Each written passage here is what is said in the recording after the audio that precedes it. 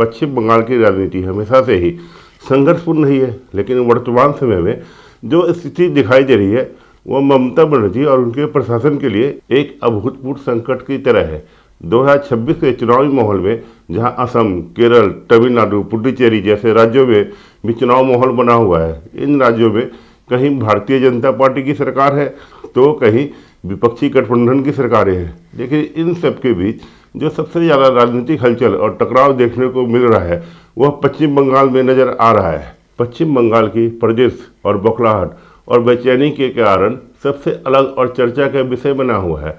यहाँ की स्थिति अन्य राज्यों से अलग है और अधिक संवेदनशील दिखाई दे रही है। खासकर मुख्यमंत्री ममता बनर्जी की प्रतिक्रियाओं और गतिविधियों से यह साफ झलकता है कि चुनाव दबाव और प्रशासनिक बदलाव ने उन्हें असहज कर दिया है।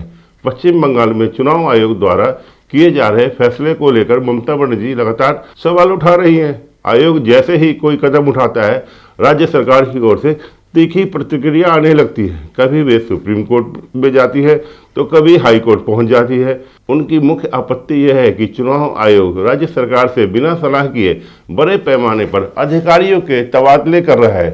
दरअसल चुनाव आयोग ने हाल ही में कई महत्वपूर्ण प्रशासनिक और पुलिस अधिकारियों का ट्रांसफर किया है। इसमें मुख्य सचिव, प्रधान सचिव, डीजीपी, एडीजी और एसपी जैसे वरिष्ठ पद शामिल हैं।